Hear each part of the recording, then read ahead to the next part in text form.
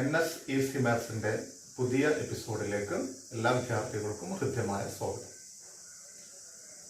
നമ്മൾ ഇന്ന് ചെയ്യാൻ പോകുന്നത് 10ാം ക്ലാസ്സിലെ മാത്തമാറ്റിക്സിലെ ആദ്യത്തെ ചാപ്റ്ററിലെ പ്രധാനപ്പെട്ട ഇതുവരെ ചെയ്തിട്ടുള്ള ഭാഗങ്ങളിൽ നിന്ന് വളരെ ഇമ്പോർട്ടൻ്റ് ആയിട്ടുള്ള ധാരാളം ക്വസ്റ്റ്യൻസ് നമുക്ക് ചെയ്തു കൊടുക്കാനുണ്ട്.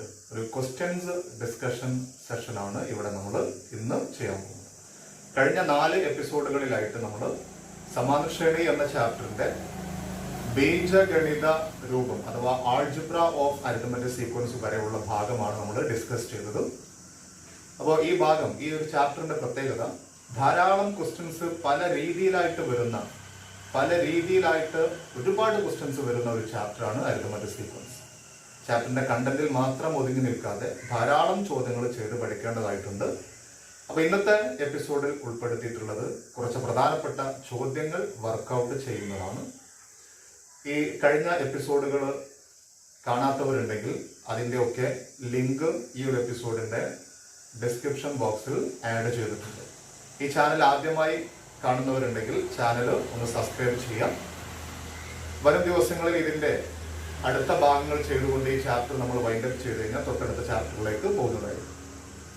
അപ്പൊ എന്തായാലും നമുക്ക് ഇന്നത്തെ ഭാഗത്തേക്ക് കടക്കാം. ആദ്യമായി നമ്മൾ ചെയ്യാൻ പോകുന്നത് കഴിഞ്ഞ 4ാമത്തെ എപ്പിസോഡിൽ തന്നിട്ടുള്ള ഹോംവർക്ക് ചോദ്യത്തിലും ചില കുട്ടികൾക്ക് ചില ഭാഗങ്ങൾ ഒരു കൺഫ്യൂഷൻ ഉണ്ടായിരുന്നു. ആ ഭാഗം മാത്രം, അങ്ങനെയുള്ള ചോദ്യങ്ങൾ മാത്രം നമ്മളൊന്ന് ഡിസ്കസ് ചെയ്യണം. ഒരു ചോദ്യം ഇതായിരുന്നു, xn equal to 2 minus 10n. xn എന്ന് പറഞ്ഞാൽ ബീജഗണിതം അഥവാ ആൾജിബ്ര, n-ാം പദം, nth ടേം എന്നൊക്കെ അതിന് പേരുണ്ട്. ഇത് ഒരു സമാന ശ്രേണിയുടെ ബീജഗണിത രൂപമാണ്. ഇതിന്റെ ആദ്യത്തെ 3 ടേംസ് എഴുതാനായിരുന്നു ചോദ്യം. ആദ്യത്തെ 3 ടേംസ് എഴുതാൻ പല രീതിയിൽ ആൻസർ ചെയ്യാൻ പറ്റും. മറ്റൊരു കാര്യം ഞാൻ സാന്ദർഭികമായിട്ട് പറയാണ്, ഞാൻ ചില ക്വസ്റ്റ്യന്റെ ആൻസർ ചെയ്യാൻ വേണ്ടിയിട്ട് ഒന്നിലധികം മെത്തേഡ്സ് പഠിപ്പിച്ചിട്ടുണ്ടായിരുന്നു. അപ്പോ ചില കുട്ടികളെ ആൻസർ എഴുതി വിട്ട സമയത്ത് 2 മെത്തേഡിലും ചെയ്തു വെച്ചതായിട്ട് കാണുന്നുണ്ട്. അതിന്റെ ആവശ്യമില്ല. നിങ്ങൾക്ക് അതിൽ ഈസി ആയിട്ട് തോന്നുന്ന ഒരു മെത്തേഡ് എടുത്തിട്ട് അത് മാത്രം ചെയ്താൽ മതി. 2 മെത്തേഡ് പഠിപ്പിച്ചു എന്ന് മാത്രം. ഇനി ഇതിനകത്ത് ആദ്യത്തെ 3 ടേംസ് കാണാൻ പറഞ്ഞാൽ ഇത്രേ ചെയ്യേണ്ട ആവശ്യമുള്ളൂ. ഫസ്റ്റ് ടേം കാണാൻ n-ന് 1 സബ്സ്റ്റിറ്റ്യൂട്ട് ചെയ്താൽ മതി. അപ്പൊ 2 മൈനസ് 10 എന്നാണ്. മറ്റേ ചിലത് കുട്ടികൾ കൺഫ്യൂഷൻ, സാധാരണ nth ടേം വരുമ്പോ ഈ n ഉള്ള ടേം ആദ്യമല്ലേ വരുന്നത് എന്നുള്ളത്. അപ്പൊ ചില കുട്ടികൾ ഇതിനെ 2 മൈനസ് 10n എന്നുള്ളതിനെ 10n മൈനസ് 2 എന്ന് എഴുതിയതിനു ശേഷം ചെയ്തിട്ടുണ്ട്. അത് തെറ്റാണ്, ശ്രദ്ധിക്കുക. 10n മൈനസ് 2 എന്ന് ഇതിനെ എഴുതുന്നത് ഇത് തെറ്റാണ്, ഇത് ശരിയല്ല. കാരണം ഇവിടെ പ്ലസ് ആയിരുന്നു എങ്കിൽ അങ്ങനെ എഴുതാമായിരുന്നു. 2 പ്ലസ് 10n ഒരു ഉദാഹരണം നോക്കാം. നമുക്ക് 2 പ്ലസ് 7 നിങ്ങൾക്ക് വേണമെങ്കിൽ 7 പ്ലസ് 2 എന്ന് എഴുതാം. പക്ഷേ 2 മൈനസ് 7 നിങ്ങൾക്ക് 7 മൈനസ് 2 എന്ന് എഴുതാൻ പാടില്ല. കാരണം ഇതിന്റെ രണ്ടിന്റെ ആൻസർ വ്യത്യാസമുണ്ട്. അപ്പൊ ഇവിടെ മൈനസ് ആയതുകൊണ്ട് ഇതിനെ സൗകര്യത്തിന് വേണ്ടി ഇങ്ങനെ എഴുതി ചെയ്തിട്ടുണ്ട് ചില കുട്ടികൾക്ക്. ചില കുട്ടികൾ അങ്ങനെ ചെയ്തിട്ടുണ്ട്, അത് ശരിയല്ല. അപ്പൊ നമുക്ക് ഇതിൽ നിന്ന് ഫസ്റ്റ് ടേം കണ്ടുപിടിക്കാൻ n-ന് 1 സബ്സ്റ്റിറ്റ്യൂട്ട് ചെയ്യാം. അപ്പോൾ 2 മൈനസ് 10 ഇൻറ്റു 1 എന്നാ വരിക. അപ്പൊ ഇത് 2 മൈനസ് 10 ആണ്. ആൻസർ മൈനസ് 8 ആണ് വരിക. 2 10 കുറച്ചാൽ. രണ്ടാമത്തെ ടേം കണ്ടുപിടിക്കാൻ n-ന് 2 സബ്സ്റ്റിറ്റ്യൂട്ട് ചെയ്താൽ 2 മൈനസ് 10 ഇൻറ്റു 2 എന്ന് വരും അല്ലെ. അപ്പൊ ഇത് 2 മൈനസ് 10 ഇൻറ്റു 2 20 ആണ്. ഇത് മൈനസ് ചെയ്ത് കഴിഞ്ഞാൽ മൈനസ് 18 ആണ് കിട്ടുക. മൂന്നാമത്തെ ടേം കണ്ടുപിടിക്കാൻ ഇവിടെ n-ന് 3 സബ്സ്റ്റിറ്റ്യൂട്ട് ചെയ്താൽ 2 മൈനസ് 10 ഇൻറ്റു 3, 2 മൈനസ് 10 ഇൻറ്റു 3 30. ഇത് മൈനസ് ചെയ്ത് കഴിഞ്ഞാൽ മൈനസ് 28. ആദ്യത്തെ 3 പദങ്ങൾ കിട്ടി. Minus 8, minus 18, minus 28. ഇനി ഇതിനെ മറ്റൊരു രീതിയിൽ ചെയ്യാം. കുട്ടികൾ അങ്ങനെയും ചെയ്തിട്ടുണ്ട്. അങ്ങനെ ചെയ്തവർ ചില ആൾക്കാരുടെ തെറ്റെന്താന്ന് വെച്ചാൽ, ഇതിൽ നിന്ന് ഞാൻ പറഞ്ഞിട്ടുണ്ട്, ഈ n അങ്ങോട്ട് ഒഴിവാക്കി കഴിഞ്ഞാൽ ബാക്കിയുള്ളത് ചെയ്താൽ ഇതിന്റെ ഫസ്റ്റ് ടേം കിട്ടുമെന്ന് പറഞ്ഞിട്ടുണ്ട്. ഈ n ഇവിടുന്ന് ഒഴിവാക്കി കഴിഞ്ഞാൽ കിട്ടുന്നത് 2 മൈനസ് 10 അല്ലേ. അതിന്റെ ആൻസർ മൈനസ് 8 ആണ്. അങ്ങനെ ആവുമ്പോ ഫസ്റ്റ് ടേം മൈനസ് 8 ആണ്. കുഴപ്പമില്ല. പൊതുവ്യത്യാസം, കോമൺ ഡിഫറൻസ്, n-ന്റെ കൂടെയുള്ള നമ്പർ, n-ന്റെ കോഎഫിഷ്യന്റ് അഥവാ n-ന്റെ ഗുണകം എന്ന് പറഞ്ഞിട്ടുണ്ടായിരുന്നു. അത് ചില കുട്ടികൾ എടുത്തപ്പോൾ തെറ്റിച്ചു. n-ന്റെ കോഎഫിഷ്യന്റ് എന്ന് പറയുന്നത് ഈ മൈനസും കൂടെ ചേർത്തിട്ടാണ്. ഈ 10ന്റെ ഒരു കാര്യം ശ്രദ്ധിച്ചാൽ മതി, ഈ 10ന്റെ ചിഹ്നമാണ്, സൈനാണ് മൈനസ്. അല്ലാതെ ഈ 2ന്റെ ചിഹ്നം അല്ലല്ലോ മൈനസ്. 2ന്റെ ചിഹ്നം ഇവിടെ അല്ലേ ഉണ്ടാവുക. അപ്പൊ n-ന്റെ കോഎഫിഷ്യന്റ് ആയിട്ട് വരുന്ന നമ്പർ, n-ന്റെ കൂടെ ഉള്ള ഗുണകമായി വരുന്ന സംഖ്യ മൈനസ് 10 ആണ്. അപ്പൊ ഇതിലെ പൊതുവ്യത്യാസം മൈനസ് 10 ആണ്. d സമം മൈനസ് 10 ആണ്. അങ്ങനെ ആകുമ്പോൾ തൊട്ടടുത്ത പദങ്ങള് -8ലേക്ക് -10 കൂട്ടിക്കഴിഞ്ഞാൽ -18 കിട്ടും. ആ -18ലേക്ക് -10 കൂട്ടിക്കഴിഞ്ഞാൽ -28 കിട്ടും. ഇങ്ങനെയും അതിന്റെ ആദ്യത്തെ 3 ടേംസ് കണ്ടുപിടിക്കാം. കൺഫ്യൂഷൻ എല്ലാം മാറിയെന്ന് വിചാരിക്കും. ഇനി അതിലെ മറ്റൊരു ചോദ്യം ഇതായിരുന്നു, 15, 8, 1 എക്സെട്ര ഈ ശ്രേണിയിലെ ബീജഗണിതം ആൾജിബ്ര nth ടേം കണ്ടുപിടിക്കാൻ xn കാണാനും ആ xnൽ നിന്ന് ഇതിന്റെ 20ാമത്തെ പദം കണ്ടുപിടിക്കാനും. അതൊക്കെ ചെയ്യുന്നതിന് മുമ്പായിട്ട് നമുക്ക് ഇതിന്റെ കോമൺ ഡിഫറൻസ് എഴുതണം. പൊതുവ്യത്യാസം 8ന്ന് 15 കുറയ്ക്കുക. 8ന്ന് 15 കുറച്ചാല് -7 ആണ്. അത് എഴുതുമ്പോൾ തന്നെ ചില ആൾക്കാർ 15ന്ന് 8 കുറച്ചിട്ട് 7 എഴുതിയിട്ടുണ്ട്. അതോടുകൂടി അവിടെ തന്നെ തെറ്റി ബാക്കിയുള്ള എല്ലാ ക്വസ്റ്റിന്റെ ആൻസറും അതോടുകൂടി തെറ്റിപ്പോകും. ഇനി ഇതിന്റെ xn nth ടേം കണ്ടുപിടിക്കാൻ നമുക്കൊരു ഫോർമുല ഉണ്ട് അല്ലെ, dn plus f minus d. ഇവിടെ d എന്ന് പറഞ്ഞാൽ -7, അത് കഴിഞ്ഞാൽ n -7n plus f first term 15 minus, ശ്രദ്ധിച്ചെഴുതണം, ഈ മൈനസ് ഇവിടെ എടുത്തു. ഇനി d എന്ന് പറഞ്ഞാൽ -7, അപ്പൊ മറ്റൊരു മൈനസ്. 2 മൈനസ് അടുത്തടുത്ത് വന്നാൽ അവിടെ അത് പ്ലസ് ആവും. അപ്പൊ ഇത് -7n പ്ലസ് 15ഉം 7ഉം കൂട്ടിയാൽ 22 അല്ല കിട്ടുക. ഇതാണ് അതിന്റെ ആൾജിബ്ര ബീജഗണിതം. ഇനി ഇതിൽ നിന്ന് ഇതിന്റെ 20th ടേം 20ാമത്തെ പദം കാണാനുണ്ടായിരുന്നു. 20ാമത്തെ പദം കണ്ടുപിടിക്കാൻ പറഞ്ഞാല് ഈ n മാറ്റിയിട്ട് 20 ആക്കാം. ചില ആൾക്കാർ ഇങ്ങനെ ചെയ്തിട്ടുണ്ട്. 20ാമത്തെ പദം കാണാൻ പറഞ്ഞാൽ x1ലേക്ക് 19d കൂട്ടിയാൽ മതി. 20ാമത്തെ പദം കാണാൻ പറഞ്ഞാൽ x1ലേക്ക് 19d കൂട്ടിയാലും ചെയ്യാൻ പറ്റും. പക്ഷെ നമുക്കിവിടെ nth ടേം ഇവിടെ ഉള്ള സ്ഥിതിക്ക് ഏറ്റവും സിമ്പിൾ ഇതിലെ n മാറ്റിയിട്ട് 20 ആക്കുന്നതാണ് ഏറ്റവും എളുപ്പം. അപ്പോ -7 × 20 പ്ലസ് 22. -7 × 20 എന്ന് പറഞ്ഞാൽ -140 പ്ലസ് 22 അല്ലെ. ഇത് കൂട്ടിക്കഴിഞ്ഞാൽ മൈനസ് ഒന്ന് പ്ലസ് ഒന്ന് മൈനസ് ആയതുകൊണ്ട് വലുതെന്ന് ചെറുത് കുറക്കുക, വലുതിന്റെ ചിഹ്നം ഇടുക. ഞാനിത് എല്ലാ സ്ഥലത്തും ആവർത്തിച്ച് പറയുന്നത് ഇനിയും ആർക്കെങ്കിലും നെഗറ്റീവും പോസിറ്റീവും കൂട്ടുന്നത് ഡൗട്ട് ഉണ്ടെങ്കിൽ അത് ചെയ്യാൻ വേണ്ടിയിട്ടാണ്. ഒറ്റ ഇതിന്റെ ആൻസർ അവിടെ എഴുതി വെച്ച് കഴിഞ്ഞാൽ ചില കുട്ടികൾക്കെങ്കിലും കുറച്ച് ബേസിക് മാത്സിന്റെ അറിവ് കുറച്ച് കുറവുള്ള കുട്ടികൾക്ക് ഇത് ബുദ്ധിമുട്ടായി തോന്നും. അതുകൊണ്ടാണ് ഇങ്ങനെ എക്സ്പ്ലെയിൻ ചെയ്യുന്നത്. -140 22 കൂട്ടുമ്പോൾ വലുതെന്ന് ചെറുത് കുറക്കുക, 140ൽ നിന്ന് 22 കുറക്കുക, എന്നിട്ട് 140ന്റെ ചിഹ്നം ഇടുക. അപ്പോ 118 കിട്ടും. 118 -118 ആണ് ഇതിലെ 20ാമത്തെ പദം. ഇതായിരുന്നു കഴിഞ്ഞ എപ്പിസോഡിലെ ഹോംവർക്ക് ചോദ്യത്തിൽ കൺഫ്യൂഷൻ ഉണ്ടാക്കിയിരുന്ന 2 ചോദ്യം. നേരൊരു ചോദ്യം കൂടെ, അവസാനത്തെ ഒരു ചോദ്യം കൂടെ അവിടെ പറയാം. അതിലെ അടുത്ത ക്വസ്റ്റ്യൻ ഇതായിരുന്നു, ഈ ഒരു സീക്വൻസ് ഇതിലെ അവസാനത്തെ ടേം ആണ്. ഇതിലാകെ എത്ര ടേംസ് ഉണ്ട് എന്നായിരുന്നു ചോദ്യം. ഇതിലാകെ എത്ര സംഖ്യകളുണ്ട് ഈ ഒരു അരിത്തമെറ്റിക് സീക്വൻസിൽ? ഇതിന്റെ പൊതുവ്യത്യാസം അറിയാം. 30 ഇത് 37ന്ന് 30 കുറച്ചാൽ 7 ആണ് പൊതുവ്യത്യാസം. എത്ര ടേംസ് ഉണ്ടെന്ന് അറിയാൻ 2 മെത്തേഡ് ഞാൻ നിങ്ങൾക്ക് പറഞ്ഞു തന്നിട്ടുണ്ടായിരുന്നു. ഇത് ഇതിലെ nth ടേം ആണെന്ന് വിചാരിക്കുക. അപ്പൊ നമുക്ക് ഇതിന്റെ nth ടേം കണ്ടുപിടിച്ചിട്ട് ചെയ്യാൻ പറ്റും. nth term dn plus f minus d. ഇങ്ങനെ തന്നെ ചെയ്യണമെന്നില്ല, അതിനേക്കാൾ വേഗം കിട്ടുന്ന മെത്തേഡ് ഉണ്ട്. പക്ഷെ പല കുട്ടികളും ഈ രീതിയിലും ചെയ്തു വെച്ചിട്ടുണ്ട്. ഇതിൽ d എന്ന് പറയുമ്പോൾ 7, അപ്പൊ 7n പ്ലസ് f 23 മൈനസ് 7.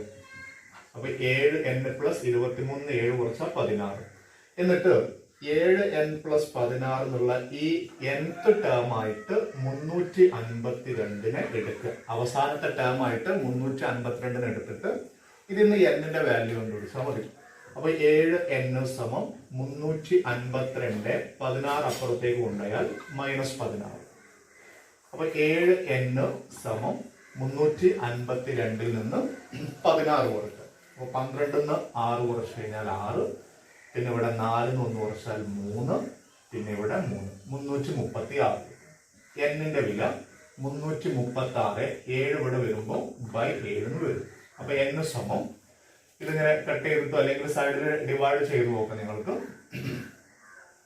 4 28 28ന് ബാക്കി 56 48 ആണ് കിട്ടുക. അപ്പൊ 352 ഇതിലെ 48ാം പദം. അവസാനത്തെ ആള് 48ാം പദമാണെങ്കിൽ ഇതിലാകെ പദങ്ങളുടെ എണ്ണം, ആകെ നമ്പേഴ്സിന്റെ എണ്ണം 48 ആയിരിക്കും വരിക. ഇതാണ് ഒരു മെത്തേഡ്. അല്ലെങ്കിൽ അതിനെ നമുക്ക് ഇങ്ങനെ ചെയ്യാം, ഒറ്റയടിക്ക് ഡയറക്റ്റ് ആയിട്ട് എണ്ണം n ഈക്വൽ ടു xn നിന്ന് x1 കുറച്ച് d പ്ലസ് 1. അങ്ങനെ ഒരു മെത്തേഡ് ഉണ്ട്. xn എന്ന് പറഞ്ഞാൽ അവസാനത്തെ ആള് 352 മൈനസ് ആദ്യത്തെ ആള് 23 ബൈ d എന്ന് പറഞ്ഞാൽ 7 പ്ലസ് 1. 352ന്ന് 23 കുറച്ച് കഴിഞ്ഞാൽ നമുക്ക് 329 കിട്ടും ബൈ 7 പ്ലസ് 1. ഇത് നമ്മളിങ്ങനെ ഡിവൈഡ് ചെയ്തിട്ടുണ്ടെങ്കിൽ 4, 28, 49, 47, അത് കഴിഞ്ഞാൽ +1 47. അങ്ങനെയും ചെയ്യാൻ പറ്റും ഇതിന്റെ ആൻസർ. ഏതായാലും ഇതിൽ ആകെ പദങ്ങളുടെ എണ്ണം 48. ഇയാൾ എത്രാമത്തെ ചോദിച്ചാൽ അതിന്റെ ആൻസർ 48ാമത്തെ ആള്. ഇതിലെ സബ് ക്വസ്റ്റ്യൻ 2 വന്നിട്ടുള്ളത് 149 ഇതിലെ എത്രാമത്തെ ടേം ആയിരുന്നു, എത്രാമത്തെ സംഖ്യയാണെന്നാണ് ചോദ്യം. 149 എത്രാമത്തതാണ്, 352 എത്രാമത്തതാണ് ഇപ്പൊ നമ്മൾ കണ്ടുപിടിച്ചില്ലേ, അതുപോലെ ചെയ്യാൻ പറ്റും നമുക്ക്. എത്രാമത്തതാണെന്ന് അറിയാൻ എന്ന് കണ്ടുപിടിക്കാൻ അവസാനത്തെ ആളെ 149 ആയിട്ട് എടുക്കുക, മൈനസ് ആദ്യത്തെ ആള് 23 ബൈ b + 1. ഇത് ചെയ്താൽ നമുക്ക് 149ന്റെ പൊസിഷൻ കിട്ടും. 149 നിന്ന് 23 കുറച്ചാൽ 6, 2, 1. 126 ബൈ 7 + 1. നമുക്ക് ചെയ്താൽ 12 7 ഒരു പ്രാവശ്യം, ബാക്കി 56 8 പ്രാവശ്യം. അപ്പൊ 18 + 1 = 19. അപ്പൊ ഇതിലെ 19ാമത്തെ ആളാണ് 149. ഇനി മറ്റൊരു ചോദ്യം ഇതിനകത്ത് വന്നിരുന്നത് 400 ഈ സീക്വൻസിലെ ഒരു ടേം ആണോ അല്ലേന്ന് ചെക്ക് ചെയ്യാം. നമ്മൾ കഴിഞ്ഞ എപ്പിസോഡിൽ ചെയ്ത് പഠിച്ചൊരു പ്രോബ്ലം ആണ്. നമ്മൾ അതിനെ പറഞ്ഞിരുന്നു DNA ടെസ്റ്റ് ചെയ്താൽ മതി എന്ന് പറഞ്ഞിരുന്നു. DNA ഒന്ന് എഴുതി വെക്കരുത് ഞാൻ പ്രത്യേകം പറഞ്ഞിട്ടുണ്ട്, ഞാനൊരു എക്സാമ്പിൾ പറഞ്ഞതാണ്. അപ്പൊ ഇതിലെ ഏതെങ്കിലും ഒരാളെ എടുക്കുക, ഏതെങ്കിലും ഒരാളെ, എല്ലാവരും വേണ്ട, 23 എടുക്കാം. 23നെ കോമൺ ഡിഫറൻസ് കൊണ്ട് ഡിവൈഡ് ചെയ്യാം. ഡിവൈഡ് ചെയ്തിട്ട് ചില കുട്ടികൾ ഈക്വൽ ടു എന്ന് എഴുതിയിരുന്നു. ഇവിടെ ഈക്വൽ ടു എഴുതാൻ പാടില്ല, കോഷ്യന്റ് അല്ല, ഇതിന്റെ ആൻസർ അല്ല നമ്മൾ എഴുതാൻ പോകുന്നത്. ഡിവൈഡ് ചെയ്താൽ കിട്ടുന്ന ശിഷ്ടം അല്ലെങ്കിൽ റിമൈൻഡർ, ഇങ്ങനെ വേണം എഴുതി വെക്കാൻ. റിമൈൻഡർ എത്ര വരും? 23നെ 7 കൊണ്ട് ഹരിച്ചു കഴിഞ്ഞാൽ ബാക്കി എത്ര വരിക? 3, 7, 21, ബാക്കി 2 വരും. റിമൈൻഡർ ശിഷ്ടം 2ആണ്. അപ്പൊ ഇതിന്റെ DNA നമ്മൾ ടെസ്റ്റ് ചെയ്തു, റിസൾട്ട് ഇതാണ്.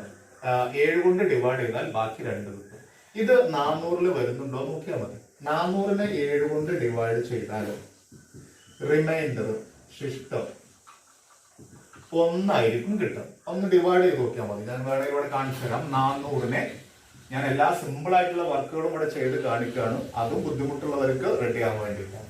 7 കൊണ്ട് ഡിവൈഡ് ചെയ്യുമ്പോൾ 40ൽ 5 35 കിട്ടും, ബാക്കി 5. 0 താഴോട്ടിട്ട് 50. 50ൽ 7 പ്രാവശ്യം, 7 49, ബാക്കി 1. കണ്ടല്ലോ? അപ്പൊ DNA ടെസ്റ്റ് നെഗറ്റീവ് ആണ് അല്ലെ.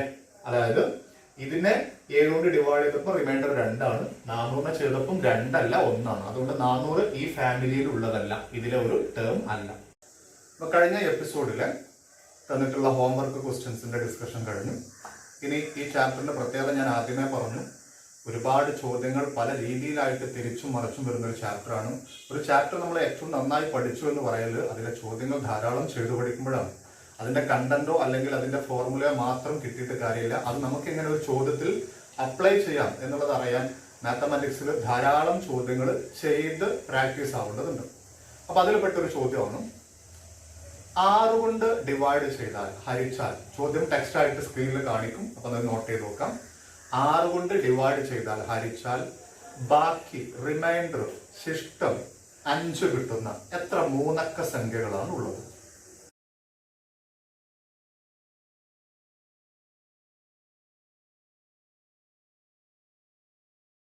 അപ്പൊ മൂന്നക്ക സംഖ്യകൾ നമുക്ക് ആദ്യം ഒന്ന് നോക്കാം. 3 ഡിജിറ്റ് നമ്പേഴ്സ്, മൂന്നക്ക സംഖ്യകൾ 100 മുതൽ 999 വരെയാണ്. അതറിയാലോ, മൂന്നക്ക സംഖ്യകൾ 100 മുതൽ 999 വരെയാണ്. ആദ്യത്തെ 3 digit number 100, last 3 digit number 999. ഈ 100 മുതൽ 999 വരെയുള്ളതിൽ 6 കൊണ്ട് ഡിവൈഡ് ചെയ്യുമ്പോൾ ബാക്കി ശിഷ്ടം റിമൈൻഡർ 5 ഉള്ളത് മാത്രം നമുക്ക് എടുക്കണം. എന്നിട്ട് ഇത് എത്ര എണ്ണം ഉണ്ട് എന്നൊന്ന് കൗണ്ട് ചെയ്യണം. ഇതാണ് ചോദ്യം. അപ്പൊ നമ്മൾ ആദ്യം 100നെ 6 കൊണ്ട് ഒന്ന് ഡിവൈഡ് ചെയ്തു. 100നെ 6 കൊണ്ട് ഡിവൈഡ് ചെയ്യുമ്പോൾ 10ൽ ഒരു പ്രാവശ്യം, ഒരു 6, ബാക്കി 4. 40ൽ 6 പ്രാവശ്യം, 6, 36, ബാക്കി 4. ശിഷ്ടം കിട്ടുന്നത് 4 ആണ്. അതായത് 100നെ 6 കൊണ്ട് ഡിവൈഡ് ചെയ്യുമ്പോൾ റിമൈൻഡർ ശിഷ്ടം കിട്ടുന്നത് 4. ഇവിടെ റിമൈൻഡർ എന്നുള്ള വേർഡ് അല്ലെങ്കിൽ ശിഷ്ടം എന്ന് എഴുതിയിട്ട് 4 എഴുതാവും. അല്ലാതെ 100 ഹരിക്കണം 6 = 4 എഴുതി വെച്ചാൽ 100നെ 6 കൊണ്ട് ഹരിച്ചാൽ കോഷ്യന്റ് ഹരണഫലം 4 അത് ശരിയല്ല. ഇനി ഇതിൽ നമുക്ക് ശിഷ്ടം കിട്ടേണ്ടത്, ശിഷ്ടമായിട്ട് റിമൈൻഡർ ആയിട്ട് വരേണ്ടത് 5 അല്ലേ, പക്ഷെ 4 കിട്ടിയത്. അപ്പൊ ഒരു സിമ്പിൾ ലോജിക് ഉപയോഗിച്ചു. 4 എങ്ങനെ 5 ആക്കാം? അതിലേക്ക് 1 കൂട്ടണ്ടേ. അപ്പൊ ശിഷ്ടം 5 കിട്ടാൻ, ശിഷ്ടം 5 കിട്ടാൻ ആഡ് 1 കൂട്ടണം. എവിടേക്ക് 1 കൂട്ടണം? 100ന് പകരം 101 എടുക്കണം എന്നർത്ഥം.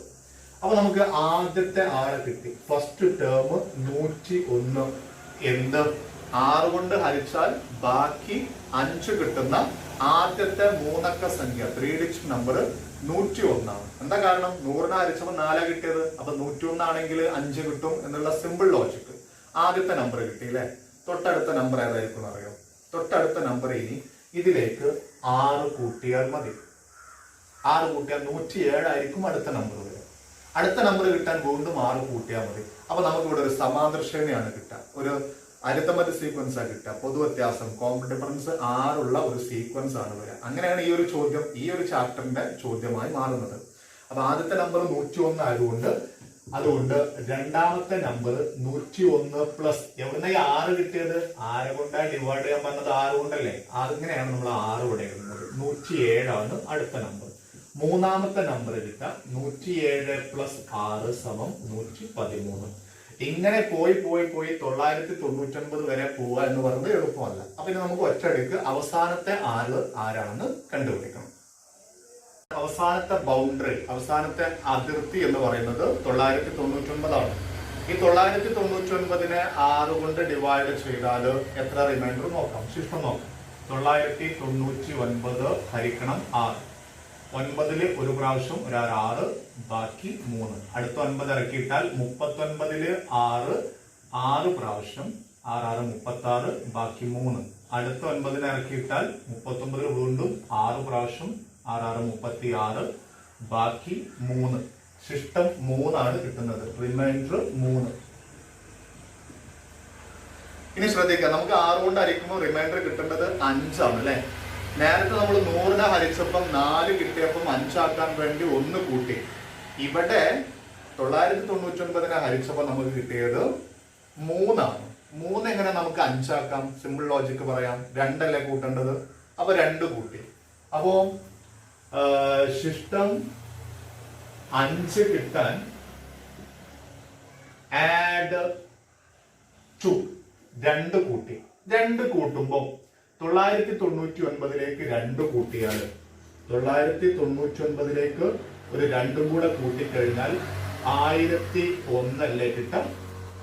1001 ഇവിടെ ഒരു കുഴപ്പമുണ്ടല്ലോ. എന്താ കുഴപ്പം? നമുക്ക് 3 അക്ക സംഖ്യ വേണ്ടത്. 999ന്റെ മേലെ പോയാൽ 4 അക്ക സംഖ്യ 4 ഡിജിറ്റ് ആയി പോകും. അപ്പൊ നമുക്ക് 1001ന് ഏത് കുഴപ്പമില്ല. 6 കൊണ്ട് ഡിവൈഡ് ചെയ്താൽ റിമൈൻഡർ കിട്ടുന്നത് 5 ആണ്. അതൊക്കെ നമുക്ക് തൊട്ട് ബാക്കോട്ട് വരാം. 1001 കഴിഞ്ഞാൽ നമുക്ക് ലാസ്റ്റ് ടേം ആയിട്ട് 1001 പറ്റൂല. 1001ന്റെ തൊട്ട് ബാക്കിലുള്ള ആളെ കിട്ടിയാൽ മതി. 1001ന്റെ തൊട്ട് ബാക്കിലുള്ള ആളെ കിട്ടാൻ പൊതുവ്യത്യാസം കുറച്ചാ പോരെ, 6 കുറച്ചാ പോരെ. ഇത് കിട്ടിയതിന് ശേഷം ബാക്കിയുള്ള കിട്ടാൻ 6 കൂട്ടി മുന്നോട്ട് പോയാൽ നമുക്ക് ഏറ്റവും അവസാനത്തിൽ നിന്ന് ബാക്കോട്ട് വരാൻ വേണ്ടിയിട്ട് 6 കുറച്ചാൽ മതി എന്നുള്ള ലോജിക്ക് ഉപയോഗിക്കും. അപ്പൊ 6 കുറച്ചു കഴിഞ്ഞാൽ 1001ൽ നിന്ന് 6 കുറച്ചു കഴിഞ്ഞാൽ നമുക്ക് 995 കിട്ടും. ഇതിപ്പോ 3 അക്ക സംഖ്യയാണ്. അതോടൊപ്പം 6 കൊണ്ട് ഡിവൈഡ് ചെയ്താൽ റിമൈൻഡർ 5 കിട്ടുന്നതാണ്. അപ്പൊ നമുക്ക് അവസാനത്തെ ആളെ കിട്ടിയത് 995. ചോദ്യം എന്താ? ഇങ്ങനെയുള്ള എത്ര ആൾക്കാരുണ്ട്? അപ്പൊ നമുക്ക് ഇവിടെ ഒരു സീക്വൻസ് കിട്ടിയിട്ടുണ്ട്. ഏതാ സീക്വൻസ് കിട്ടിയത് നോക്കിക്കോളൂ കേട്ടോ. ആദ്യത്തത് 101, പിന്നെ 107, പിന്നെ 113, അവസാനം 995. ഇതിൽ എത്ര ആൾക്കാരുണ്ട് എന്ന് കണ്ടുപിടിക്കാൻ നമുക്ക് ഫോർമുല ഉണ്ടല്ലോ, പദങ്ങളുടെ എണ്ണം കണ്ടുപിടിക്കാൻ. n is equal to അവസാനത്തെ 995 മൈനസ് ആദ്യത്തെ നമ്പർ ബൈ ഇതിലെ പൊതുവ്യത്യാസം 6, അത് കഴിഞ്ഞിട്ട് പ്ലസ് 1. ഇങ്ങനെയല്ലേ നമ്മൾ ചെയ്യേണ്ടത്? പദങ്ങളുടെ എണ്ണം കിട്ടാൻ വേണ്ടിയിട്ട് xn minus x1 by d plus 1. 995 101 കുറച്ച് കഴിഞ്ഞാൽ 894 കിട്ടും. അങ്ങനെ 894/6 അത് കഴിഞ്ഞിട്ട് 1. ഇതിനെ 6 കൊണ്ട് ഹരിച്ചാൽ 8ൽ 6 ഒരു പ്രാവശ്യം, ബാക്കി 2. 29ൽ 6 4 പ്രാവശ്യം, 4 6 24, ബാക്കി 5. 54ൽ 9 പ്രാവശ്യം. 149 + 1 150 സംഖ്യകളാണ് ഇതിനകത്ത് ഉള്ളത്. നെക്സ്റ്റ് ക്വസ്റ്റ്യൻ ശ്രദ്ധിക്കാം. ചോദ്യം സ്ക്രീനിലുണ്ട്, അത് എഴുതിയെടുക്കുക. നോട്ട്ബുക്കിലേക്ക് എഴുതിയെടുത്തതിന് ശേഷം മാത്രം ആൻസർ ശ്രദ്ധിച്ചു.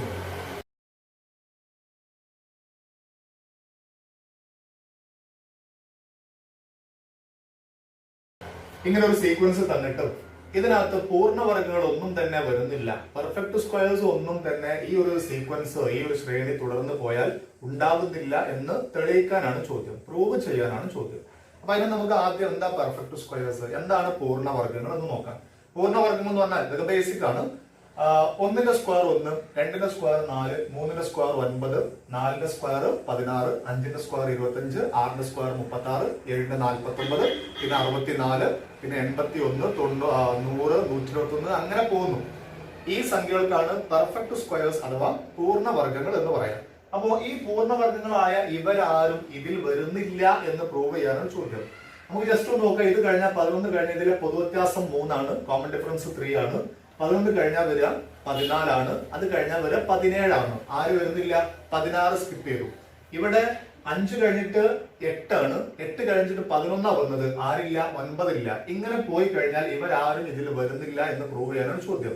അത് നമ്മൾ ചെയ്യേണ്ട എത്രയേ ഉള്ളൂ, നമുക്ക് ഒരാള് ഒരു നമ്പർ തന്നിട്ടുള്ള സീക്വൻസിൽ വരുന്നുണ്ടോ ഇല്ലേ നോക്കാൻ നമ്മുടെ അടുത്ത് ഒരൊറ്റ വഴിയുണ്ട്, ഇമ്പോർട്ടന്റ് ആയിട്ടുള്ള നമ്മുടെ DNA പരിശോധന എന്ന ഉപമ പറഞ്ഞ സാധനം. അതായത് തന്നിട്ടുള്ള സീക്വൻസിൽ ആരെങ്കിലും ഒരാളെ എടുക്കുക, ആരെങ്കിലും ഒരാളെ എടുത്താൽ മതി. 5 എടുത്തു, അതിനെ ഞാൻ 3 കൊണ്ട് ഡിവൈഡ് ചെയ്തു, ഇതിലെ പൊതുവ്യത്യാസം കൊണ്ട് ഹരിച്ചു. അപ്പൊ നമുക്ക് കിട്ടുന്ന ശിഷ്ടം, അതിന്റെ റിമൈൻഡർ എന്ന് പറയുന്നത് 2 ആണ് വരുന്നത്. 5നെ 3 കൊണ്ട് ഹരിച്ചു കഴിഞ്ഞാൽ ബാക്കി 2 ആണ് വരുന്നത്. ഈ ഒരു പ്രത്യേകത ഇവർക്ക് ആർക്കെങ്കിലും ഉണ്ടോ എന്ന് പരിശോധിച്ചാൽ മതി. ഇവരുടെയൊക്കെ പ്രത്യേകത ഞാൻ ഇവിടെ ഒന്ന് എഴുതി വെച്ചിട്ടുണ്ട്. 1നെ 3 കൊണ്ട് ഹരിച്ചാൽ 1ൽ 3 കൃത്യമായിട്ട് പോകില്ല, 1ൽ തീരെ 3 പോകാത്തതുകൊണ്ട് ആ 1 ബാക്കിയായിട്ട് വരും. റിമൈൻഡർ ശിഷ്ടം 1, ശിഷ്ടം എന്ന് പറഞ്ഞാൽ റിമൈൻഡർ. 4നെ 3 കൊണ്ട് ഹരിച്ചാൽ 4ൽ 3 കഴിച്ചാൽ ബാക്കി 1. 9നെ 3 കൊണ്ട് ഹരിച്ചാൽ ഡിവൈഡ് ചെയ്താൽ കറക്റ്റ് പോകും, റിമൈൻഡർ ഇല്ല, ശിഷ്ടം 0 ആണ്. 16ലാണെങ്കിലോ റിമൈൻഡർ 1 ആണ്. ഇനി 25 ഒന്ന് പറഞ്ഞു നോക്കിയാൽ 25നെ 3 കൊണ്ട് ഹരിച്ചാൽ ഡിവൈഡ് ചെയ്താൽ 8 × 3 24, ബാക്കി 1 തന്നെ വരുന്നത്. 36നെ ഹരിച്ചാലോ കറക്റ്റ് ആയിട്ട് പോകും, ബാക്കി 0 ആയിരിക്കും. അതായത് പൂർണ്ണവർഗങ്ങളെ പെർഫെക്റ്റ് സ്ക്വയേഴ്സിനെ 3 കൊണ്ട് ഡിവൈഡ് ചെയ്താൽ റിമൈൻഡർ ആയിട്ട് ശിഷ്ടമായിട്ട് 0 or 1 വരുന്നുള്ളൂ. ആര് വരുന്നില്ല? ഇവർക്കുള്ള പ്രത്യേകതയായ റിമൈൻഡർ 2 വരുന്നില്ല. അപ്പൊ ഈ ഒരു സീക്വൻസിൽ ആര് വരൂല? പെർഫെക്റ്റ് സ്ക്വയേഴ്സ് ഒന്നും തന്നെ വരുന്നില്ല. അതിന്റെ കൺക്ലൂഷൻ എഴുതേണ്ടത് സ്ക്രീനിലുണ്ട്, അതുപോലെ എഴുതിയാൽ മതി.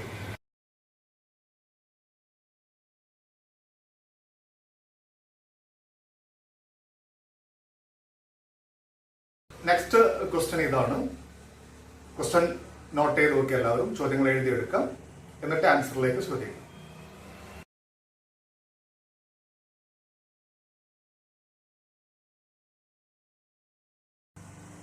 നേരത്തെ ചെയ്ത ചോദ്യവും ഇപ്പൊ എഴുതിയ ചോദ്യവും ടെക്സ്റ്റ് ബുക്കിലുള്ള ചോദ്യമാണ്.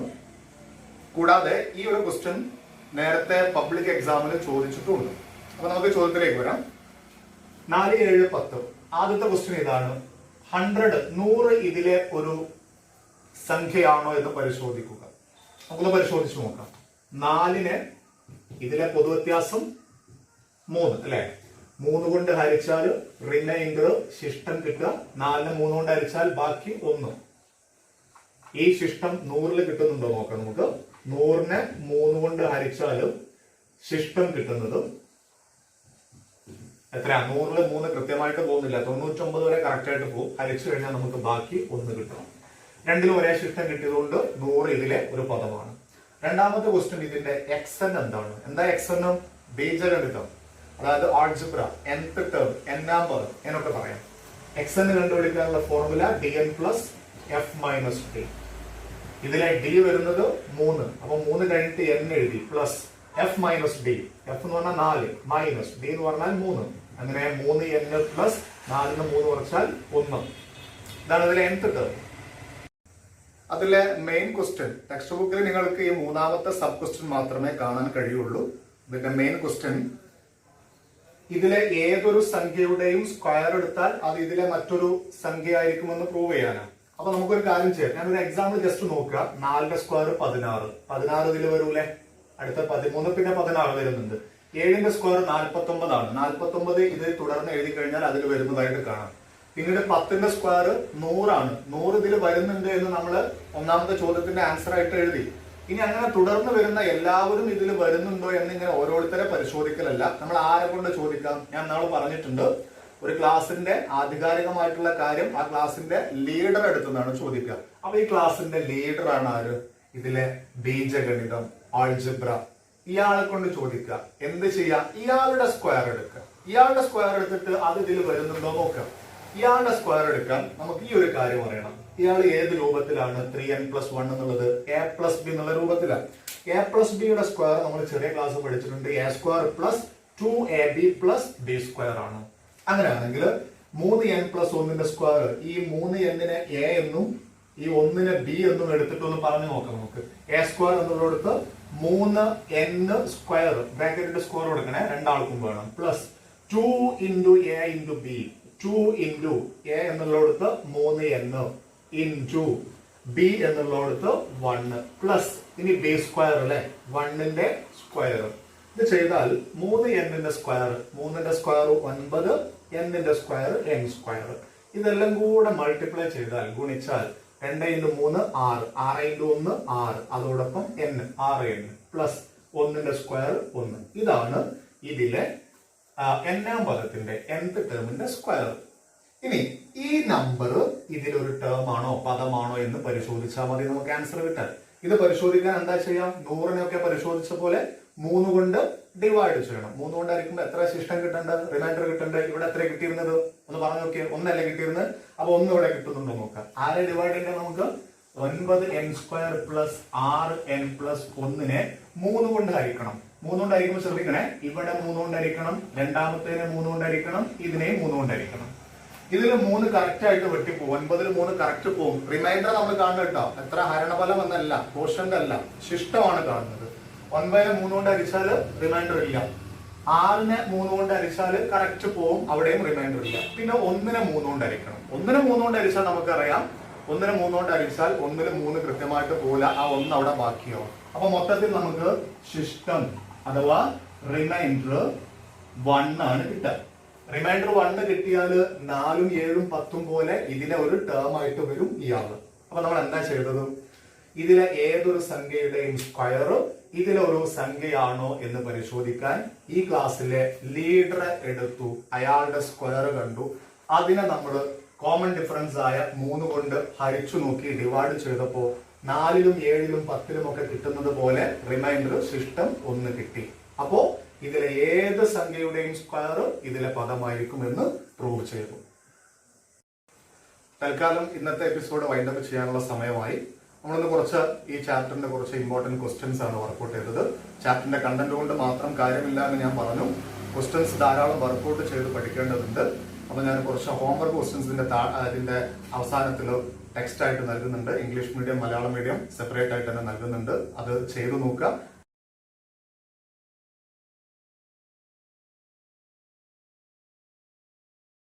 ഡൗട്ടുകൾ വരുന്നത് ചോദിക്കാൻ നിങ്ങൾക്ക് വാട്സപ്പ് നമ്പറും കൂടെ ഇതിന്റെ താഴെ നൽകുന്നുണ്ട്. അതിൽ നിങ്ങൾക്ക് മെസ്സേജ് ചെയ്തിട്ട് ഡൗട്ടുകൾ ചോദിക്കാം.